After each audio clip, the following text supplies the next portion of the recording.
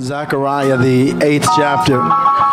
We're opening up a new series today, and it would behoove you who can. That's my new word for the month, behoove. It would behoove you, for those who can, to hang around for a 12 o'clock service. I'm doing something I rarely do. I'm preaching from the same text, but I've got more to pull out of this text once I deal with it at 12, and they have given me a ton to deal with on this stage. Y'all can't give me this type of stage setup. Can I give our creative team just a great big round of applause? Y'all cannot do this to me. Go to Zechariah 8. I'm going to start reading at verse 9. I'm going to read through verse 13, but I'm actually going to cover the entire 8th chapter. I'm also going to give you some backdrop on Zechariah, which is going to take just about as much of my time as what I need to get to you today in this first service. Zechariah 8, verse 9. Here is what the prophet declares to the children of Israel as they are in turmoil from coming out of Babylon and trying to figure out what their next steps look like. You ever been coming out of a season and trying to figure out what next needed to look like at the same time? And you thought that you had it mapped out, planned out, but when you got there, you just could not do immediately everything that you thought that you would. Here's what Zechariah says. Zechariah 8 and 9 says, "Thus says the Lord of hosts, let your hands be strong." Grab your neighbor's hand, squeeze it real quick. I need you to squeeze it and just say, "Strength to these hands." Yeah, both hands. Say, "Strength to these hands." It says, "Let your hands be strong, you who in these days hear these words from the mouths of the prophet too, on the day that the foundation of the house of the Lord of hosts was laid, foretold that the temple might be rebuilt. For before those days there were no wages for man or animal, nor was there any peace or success for him who went out or came in because of his enemies. For I set all men against one another. But now," everybody shout, "But now, in this time since you began to build, I will not treat the remnant of this people as in the former days." Now, if that don't make anybody else just start to bubble and stir, I know what your story has looked like prior to today. But now there is a divine intervention from God, and he's going to begin to rehearse over you what he said to generations prior to your coming. He is a God that holds true to every promise that he's made. And I'm trying to keep myself together now. But if you know that he holds true to every promise, there has never been a word that has proceeded out of his mouth that ever came back to him null and void. Meaning, if God made you the promise, your timing means nothing to him. He will unfold it in timing that is perfect. He says, "I know you have been through hell and high water. I know you have been in Babylon and in captivity, and I know y'all are struggling to put this temple back together again. I know it seems like the pieces are not coming together, but now." I need about 3 of y'all that are excited for a but now moment in your life. A moment where the tables turn, a moment where the chapters begin to align, a moment where it seemed like havoc had broke loose, but suddenly the Lord of hosts and the King of glory stepped in and showed you, "I let you survive it just to prove to your enemies that you've got a but now on the other side of this." I'm grateful for a God that knows how to intervene in the right timing and to still be telling my story in days when I thought that it had ended. But now, the King of glory, the Lord of hosts, wants to remind you what I said the first time. Here it is. "I'm not going to treat you like I treated the remnant in the former days." Verse 12 is the linchpin for this all. "For the seed will produce peace and prosperity.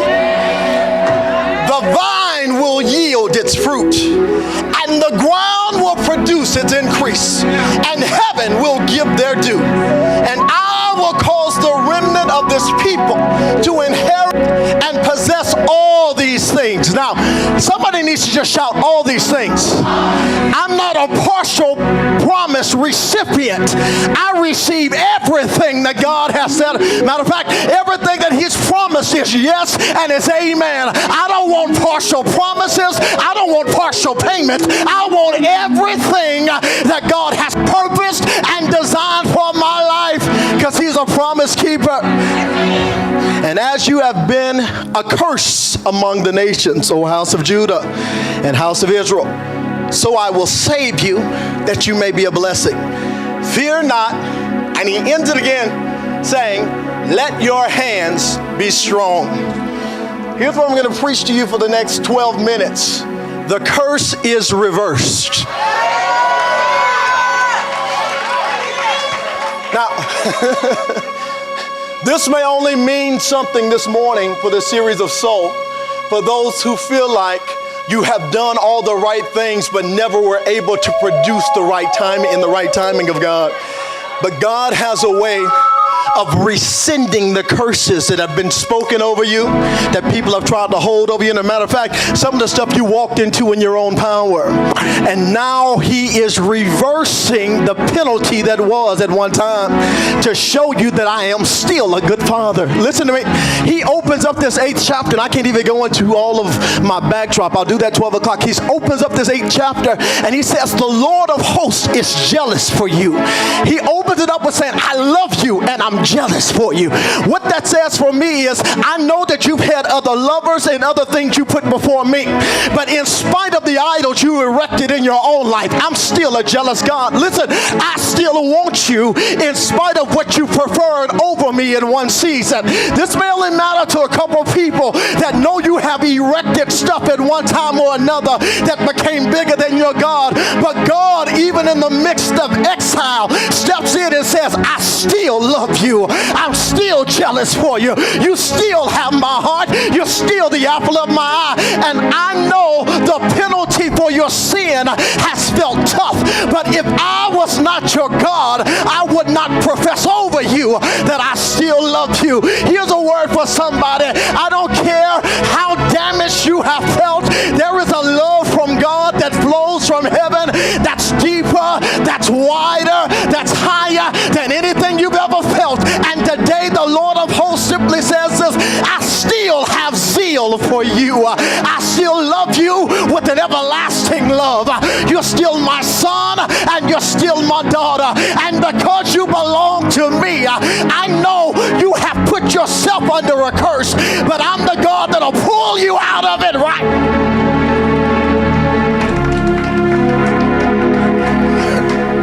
Opens it up, talking about the curse being reversed. Now, I'm going to help some of you, and I'm going to do part of this first service. I went to the store last night, and I picked up, I told y'all I'm a country boy. I picked up some green beans, some sweet corn, some summer squash, not no spring squash, the summer kind, some cucumber, some collards, some tomato. And here's the thing. Let me just use the green beans and the sweet corn this morning, because the frustration that many of you all have had as we begin to talk about things as it pertains to sowing.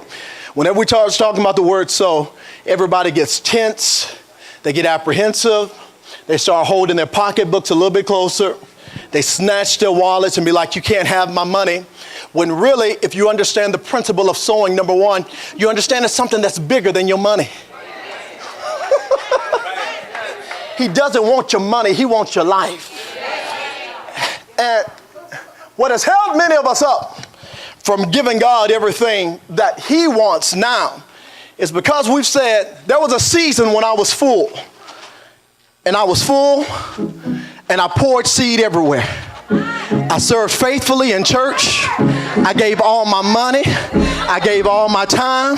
I gave them everything I had, and all I was left was manipulated, broke, frustrated, not understanding why I never got my harvest. And you know, God, I did everything I could to serve you. I poured everything out, but you do know something is very important.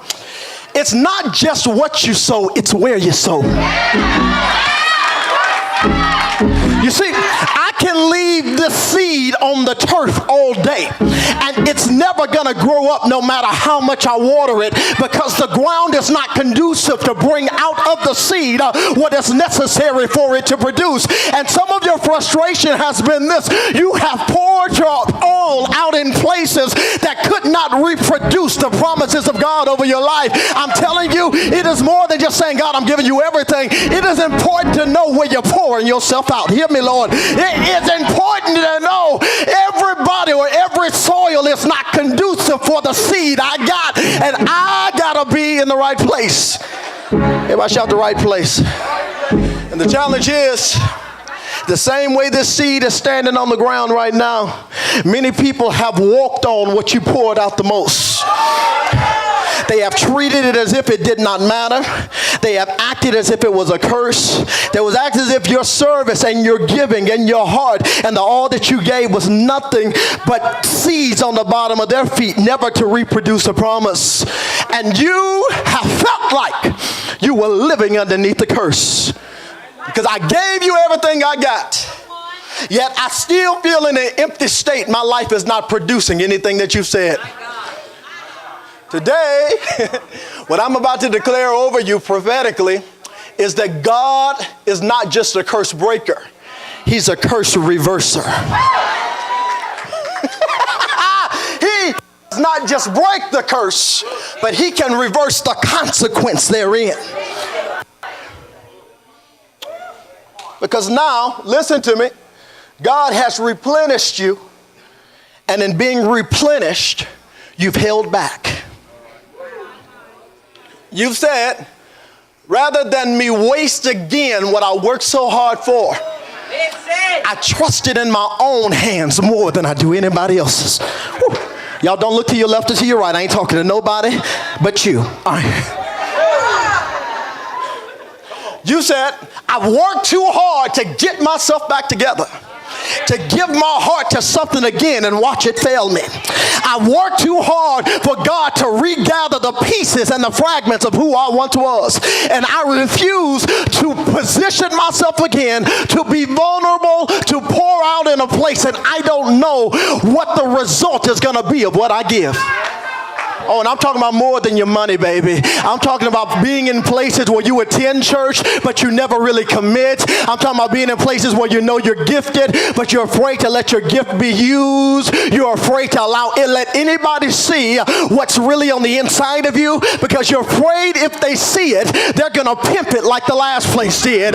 You sit back, you shut up, you muzzle yourself, and you refuse to allow the fullness of God to be exercised over your life.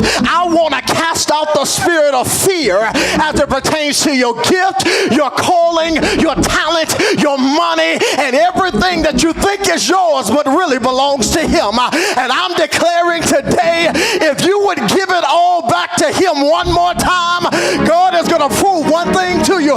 He's going to make your hands strong again, and he's going to reverse the power of the curse over your life.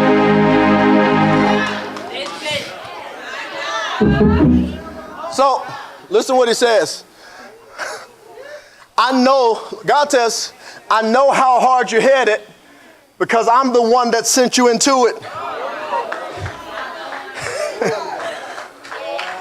You ever take a second to think that maybe some of the stuff I endured, I ain't gonna even look at you.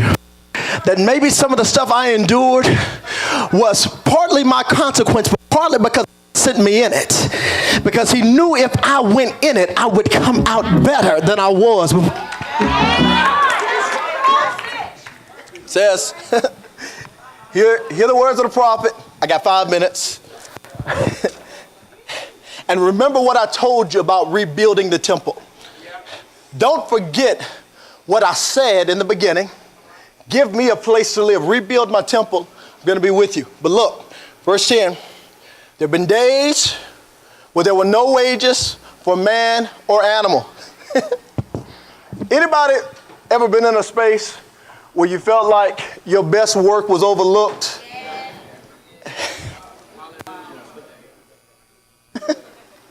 Help me, Lord.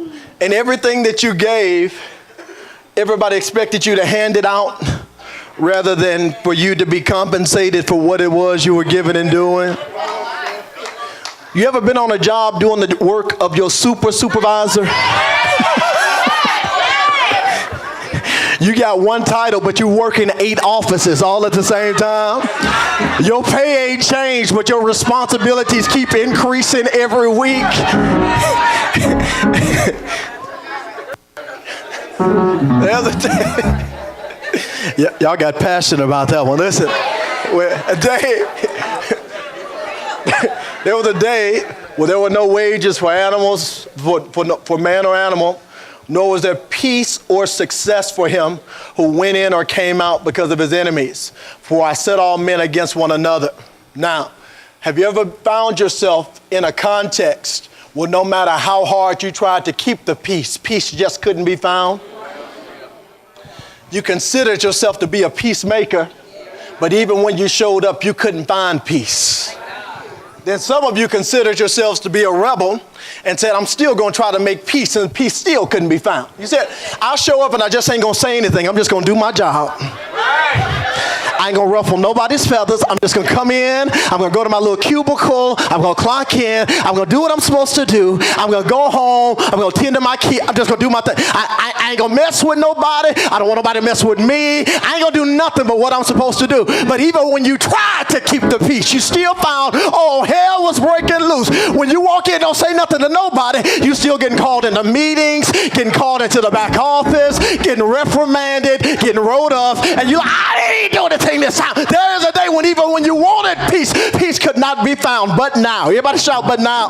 There is a changing of the tide and a turning of the guards. There's a moment where God begins to rewrite the story and show you why you survived it and prove to you in the survival that I'm the God that changes the narrative that you're currently in. It says, but now, I will not treat you, the remnant, like I did in the former days. Thank you. And he says, for the seed will produce peace and prosperity. Y'all hear me very clearly. If you sow it now, you will not regret it. Okay. I need someone to get this by the word of prophecy. If you sow it now, you will not regret it. And I'm not just talking about your money. I'm talking about your life. Because some of you have been, in 2018, some of the shallowest believers ever seen on the earth.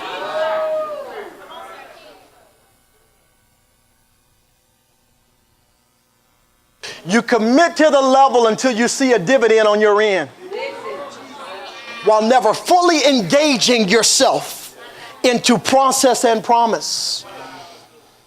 Because you're afraid that if you fully give yourself, you're going to see what you saw before. Don't let one bad harvest season spoil a lifetime of seed that God has put in you. Now listen, all right, here's the best way I can explain it. I told you I grew up in the country. I remember summer, my senior year, my dad and my granddad and my uncles, they planted more than they had ever planted before. They put all types of cotton, corn, hay, you name it, they planted it on 50 some odd acres, really over 100 some odd acres total. That summer, from June until August, there was not one drop of rain that came to Northeast Alabama. Not one drop. It was the greatest drought that they had seen in decades.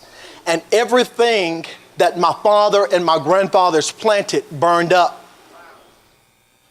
There was no harvest, though they had invested significantly from a financial perspective, from a time perspective.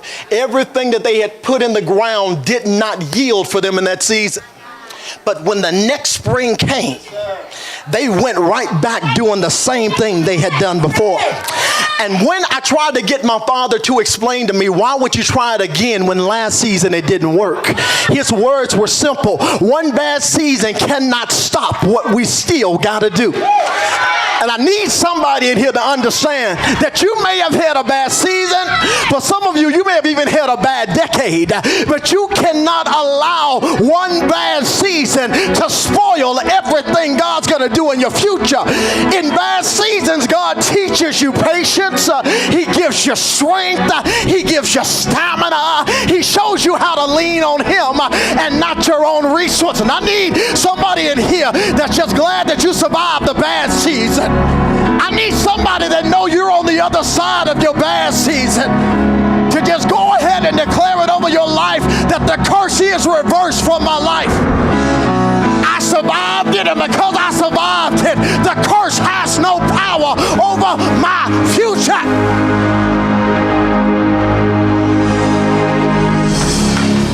He says your seed is going to produce, the soil is going to open up, heaven is going to give its due, the climate is right for you to give it all, the context is right for you to put it all on the line again.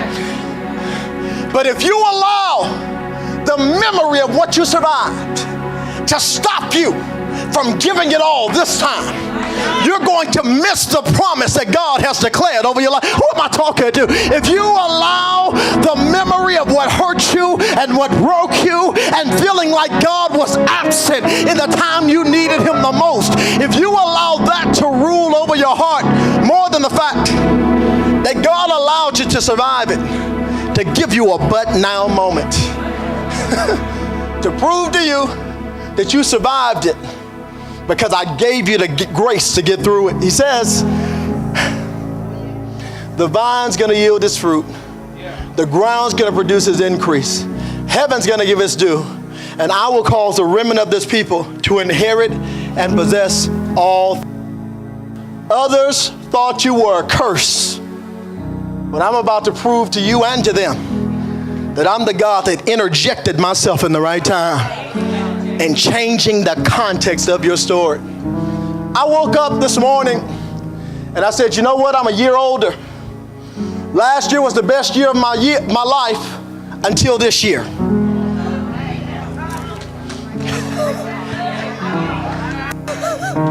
I woke up saying, heaven is going to open to give its rain. The ground is going to have to be conducive to everything that I sow. My seed is going to reproduce after its own kind. I'm going to refuse to hold back the hand of God because of my disobedience in the right season. Because you do know disobedience in the right season can still hold your harvest up. Grab your neighbor's shoulder, shake them real quick, declare no more delays. No more delays. I was telling y'all to shake yourself for a reason this morning. Shake them again, because some of them still look stuck. Declare no more delays. No more delays. Woo. Shake them again. Say no more delays. No more delays. No more delays. No more delays. Listen, look them in the eyes and declare the curse is reversed. The curse is reversed. Look them in the eyes. Tell them the curse is reversed. The curse is reversed. You have lived under penalty of what was too long. And I'm believing in this series, God's about to open up something for you to let you put your heart and your life back on the line. Because some of you have said, I'll give God everything but my heart. And your words hadn't said it, your life has. But this morning, I'm telling you, I'm pushing you to a place of holy decision where you've got to say, God, I will not hold back the thing you want most another day. You don't want my dollar, you want my heart. You don't want my baggage, you want my heart. You don't want me to hold back from you the thing you're going to change the most. And I declare and I decree that there's going to be a sowing of hearts in this season. Some of you are going to watch God repair years of damage that has been imposed on that were outside of your control. I'm declaring God is about to reverse the curse, heal your heart, and get you back to a place where you are a sowing machine. Your whole life is a seed. Everything you sow, you will watch it produce after its same kind in this season, in Jesus' name. Come on, I need to hear the sound of those that are willing to put their heart on the altar again. I'm not even talking about your money, that you're willing to put your heart on the altar again and say, God, these may be broken pieces, but you can do something with them. You are the mender of the broken hearted, and you reverse the curse over my life.